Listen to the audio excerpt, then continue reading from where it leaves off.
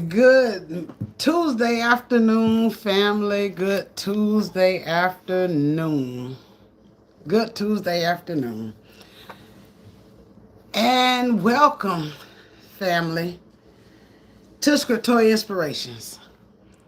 Heavenly Father, each and every day, your word stands to be a lamp unto my feet and a light unto my path. You all, we're on the journey where I'm opening up as a parent to tell you all about having a teenage daughter that experienced a traumatic car accident that resulted in her being paralyzed. If you all haven't, I ask that you go back and see the first video of the introduction. As I said, we're going to start from day one, and I'm giving it to you from the parent perspective. Later on, we'll get into the perspective from the child herself. But you all, at this point, I done got the call. The call tells me the wreck is approximately maybe, give or take, a block away from the home. So when I get the call from the ram that was in the bush, his name was Aaron. He's telling me, well, first my daughter called me. And she says, Mama, I've been in a wreck. And I said, you been in a wreck? She said, yes, ma'am. I said, where are you? Because according to the house camera, she had just walked out the door at approximately about 6 minutes ago. So I'm asking her, where you at? And she says, I don't know. So when she says, I don't know, a warm rush ran over me because I knew at that point, throughout that accident, she had to hit her head. For her to tell me she didn't know. So I says, look around and tell me, what do you see? She said, Mama, I can't see because the car is full of smoke. She said, I can't open the door. So my heart's racing at this point. I said, you can't open the door. And she said, Mama, I'm losing breath. I'm losing breath, Mama. She said, I can't keep my hand up. I'm losing breath. I'm losing breath, Mama. So at this point, the gentleman gets on the phone and he tells me, he said, hey, your daughter's been in a wreck. And he tells me the exact landmark where she at. And I'm saying in my mind, we stay in these condominiums in the back. Can you come back here and get me? He says, no. I said, man, what's wrong with you not being able to come get me? I'm getting mad at the ram that God done sent to help me, to help my child. So he says, because EMS is already here. As he's talking to me, I take my phone from my ear and I see I'm getting a call from OnStar to my phone to tell me the vehicle been involved in a crash. Also, while I'm getting a call from OnStar, I see I'm getting a notification from Apple that telling me the device that she has been involved in a crash. So I hang up. As I hang up, I immediately turned and I was taking some braids out my hair. I immediately laid the phone out. Let me back up a little bit. I'm on the phone with someone and the phone rung 2 times, but it was an unfamiliar number. It was an 850 number, but it was unfamiliar to me, so I didn't answer. That call came back again. That's when my daughter was using his phone. Okay, I put the dog up. I grab as much as I can grab out the house, and I just grab my key and I take off running. I run. When I get to the scene, you all, the first thing I see when I walk up is I see a lot of sheriffs, and I see the EMS in the middle of the road. I can hear the sirens and the fire trucks. They steady coming. And I look over to my right as I'm running up, and I see the car knee down like this. The car is knee down with his booty up in the air. The booty of the car is up like this, and the car is smashed into the ditch. And I see it's been sprayed and there's smoke coming from it. And I can see exactly what she had told me in the call is that, Mama, I can't tell you where I'm at because the car is filling up with smoke and I'm losing breath. So you all, I held my composure, and I remember it was a deputy. It was a female deputy. She escorted me to the back of the ambulance. When I got to the back of the ambulance and she opened the door, I was able to see my baby. And as I seen my baby, she was laid out on the stretcher, but she didn't have on any clothes. They had done cut the clothes straight up. They had a sheet over her, and she had this thing, she had the neck collar on, and then it was blood all over her face and her hands. And I said, hey, Mama. She said, hey, and the first words out of her mouth was, Mama, I'm sorry. And I said to her, I said, don't worry. I don't give a damn about that car. Don't worry about the car. You got life. God allowed me to be able to see you and see you still here. I say, but don't worry about the car. But that was the first thing she kept saying, Mama. She kept saying, Mom, I'm sorry. And I kept trying to reassure her, it's okay. As they was doing that, they noticed that her blood pressure was dropping. So I'm listening. I can hear, but it's like so much of radio transmission. It's a lot of things going through my head. So I'm looking at my daughter, and she's talking to me. I'm listening. I hear the paramedic say, he was ready on for air flight. And I'm saying to myself, I'm looking, and he said trauma one. When he said trauma one, I said in my mind, trauma one. I turned around, he said, I need you to get off because we need to get her to the hospital as soon as possible, because they was working on the road at the same time when this accident happened.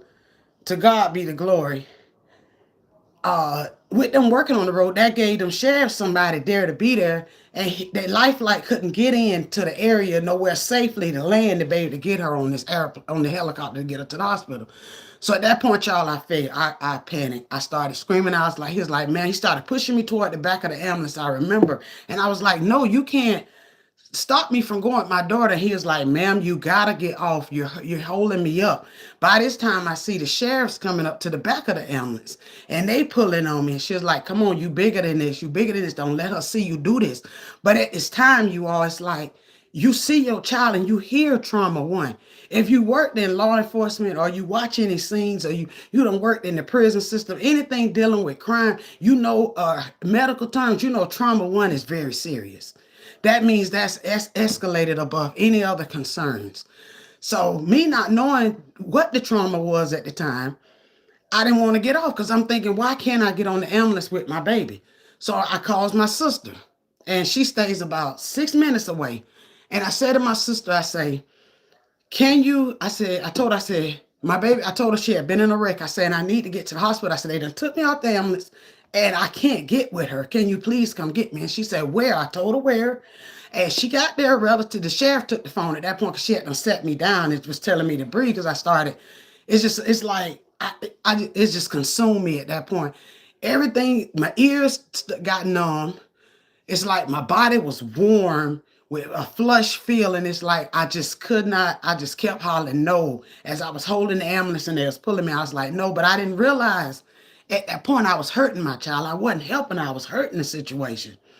But you got to understand, when things like that is happening, your adrenaline done set in, your heart is pumping, and you're not thinking the worst at this point. You're not thinking because you done seen them, but they know something above what you see.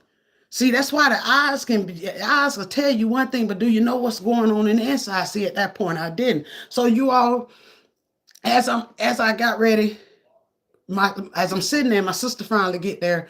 They done took off. So at this point, I know my child is on the way to the hospital without me. So she's going to trauma one.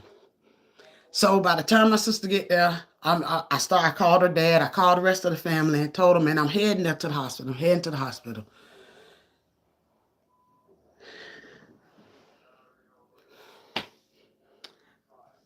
When I got to that hospital, I couldn't see her at first. It was like maybe 15, 20 minutes before I could even see her. So at this point, I'm just standing out there just crying, and I just kept saying, I kept saying this to you all throughout the entire time. I kept saying, Lord, I trust you even when I can't trace you. Lord, I trust you even when I can't trace you. I kept saying it. I kept saying it. Lord, I trust you even when I can't trace you. You all, as I'm getting ready to head into the hospital, and this is where I'm going to end it at, and we'll pick up on part 2, y'all, because I got to go prepare dinner for my mom. Fix her plate, rather. I'm sorry. But as we head into the hospital, it's my family, and her dad has finally got there. So me and her dad, and there was other family members already in the lobby. We're going in, and the moment I get to the desk, I tell them who I'm there for, and they say, have a seat. I said, well, do you know where she is right now? And before they redone the hospital, I knew what trauma was, but at this time, I don't know what trauma is. So they said, no, we'll have someone come out and talk to you in a minute. So I didn't say nothing. I just kept crying, saying, Lord, I trust you even when I can't trace you. Lord, I trust you even when I can't trace you. And you all, the next person to come out was the chaplain.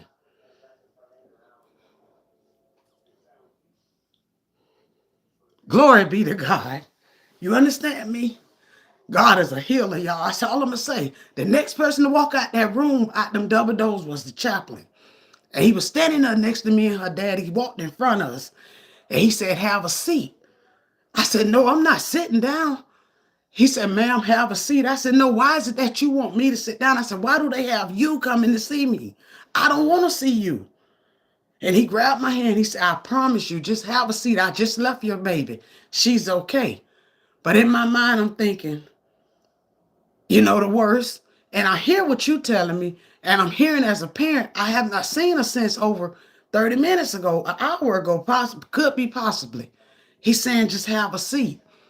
I promise you she okay.